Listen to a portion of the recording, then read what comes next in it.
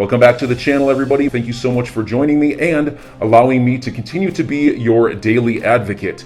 If you're new here or you're not subscribed for any reason, please do me a huge favor and hit the subscribe button.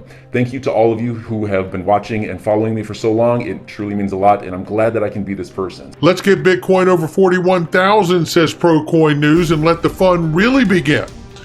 He says, I have a really good feeling we might see fireworks heading into the weekend. Well, you know what? I know a lot of people hearing this that would not be upset about that. ProCoin News, the drudge of crypto. Make sure you give them a follow. Link for that in the description as well. Wendy Rogers in Arizona, who recently introduced the Bitcoin as legal tender bill, is wondering why every time she says Bitcoin, why do people keep saying XRP? What is XRP, she says. Well, I say to her, I would be glad to talk friendly conversation with you on my show about why people keep mentioning XRP. I would also be glad to discuss your recent bill for Bitcoin as legal tender in Arizona as well. Please contact me to set up a time.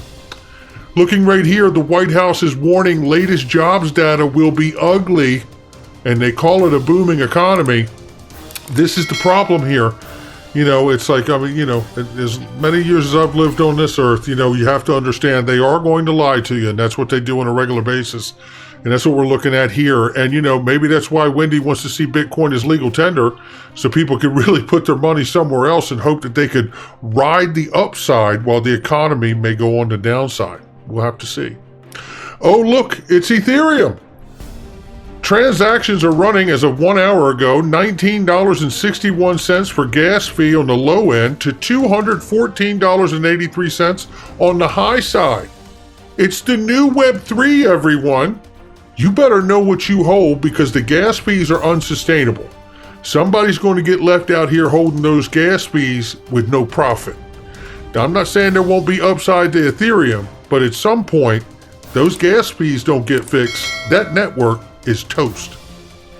100 million XRP shifted with Binance's participation here. We don't know where the money really went or where and all the details involved here.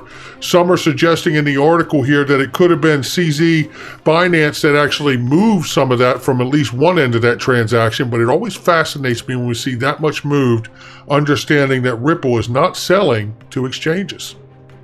According to the most recent Q4 report, payments giant Visa says crypto-related transactions skyrocketing in fiscal first quarter of 2022.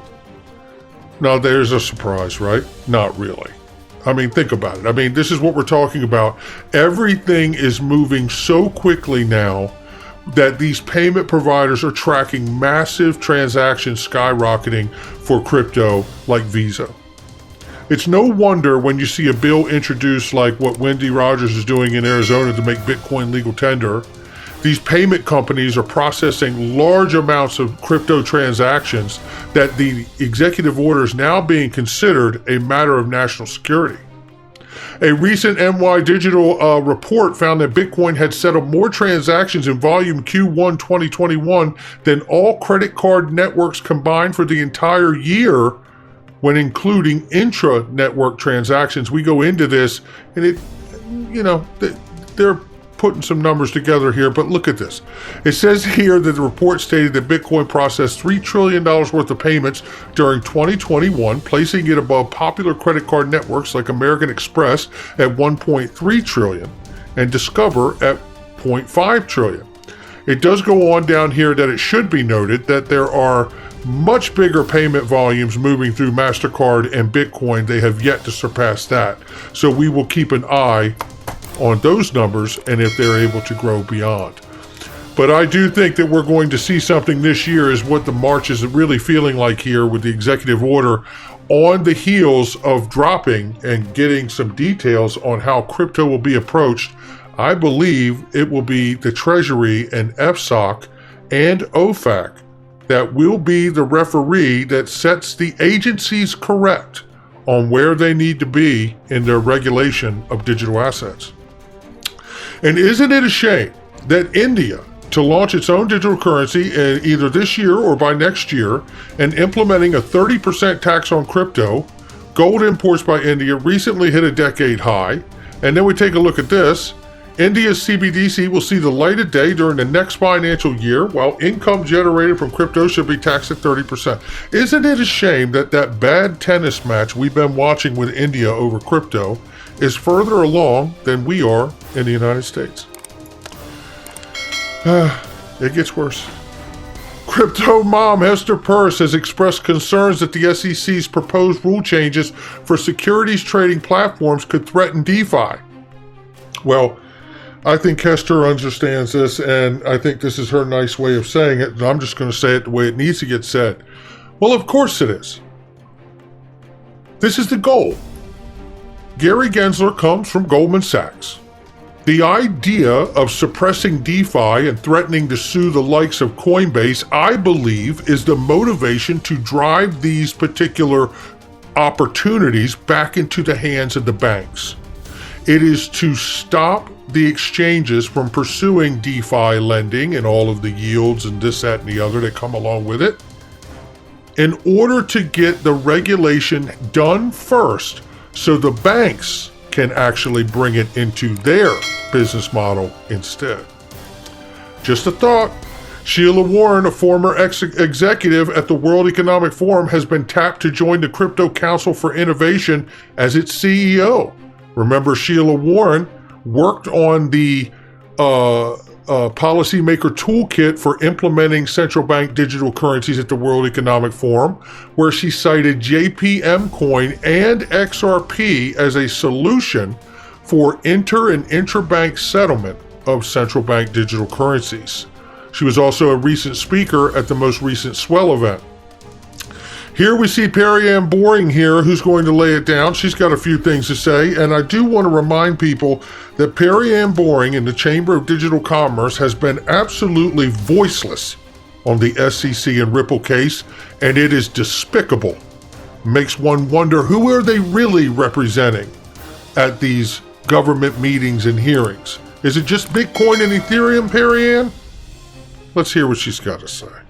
In March of 2013, FinCEN, who's a department within the Treasury, that was the first agency to come out and issue guidance for digital assets and said they would be regulated as currency. And then the IRS came out and said, well, we're going to tax them as property. And now the SEC has jurisdiction over digital assets that are defined as securities. And then you have the CFTC, the Commodity Futures Trading Commission, regulates other digital assets as commodities. So that's 4 legal frameworks that all have very large regulatory requirements if you're defined in those ways. So this whole of government approach to bring coordination and a formal way to that process is something that could help streamline a lot of these regulatory friction points for innovators today.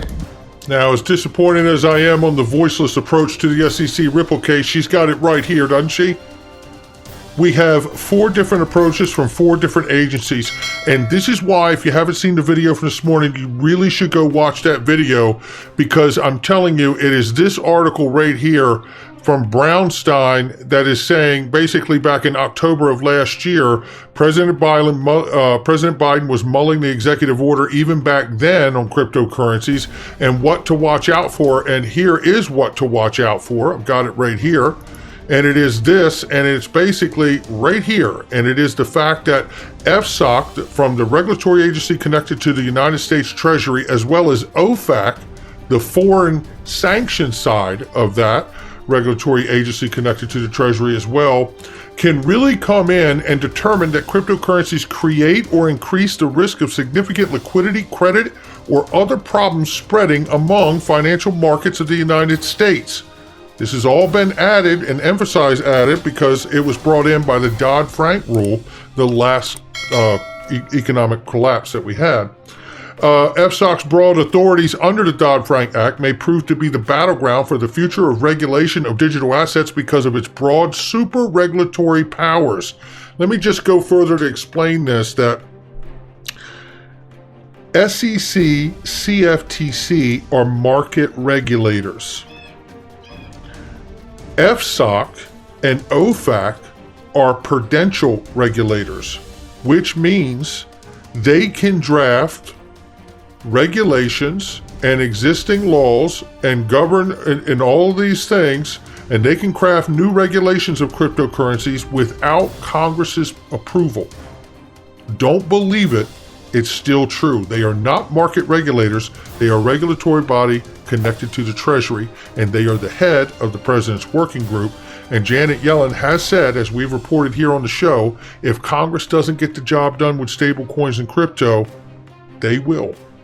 And that's where we are on this day. And before I go, I do want to remind you, you can go to federalreserve.gov/apps/forms/CBDC, and you can fill out here feedback form on why there should be a public-private relationship for a stable coin for retail-facing consumers and a CBDC wholesale back end, and they should consider using XRP as a bridge currency on the XRP ledger. It's about 20 comments on there you can fill out, and you'll be off to the races and send in your thoughts. I just did. So enjoy your day, everybody. I'm always here for you. Leave any comments or questions below, and be sure to subscribe. But thanks, everybody. I really appreciate you. Enjoy your day, and I always have your back. So thanks so much, everybody.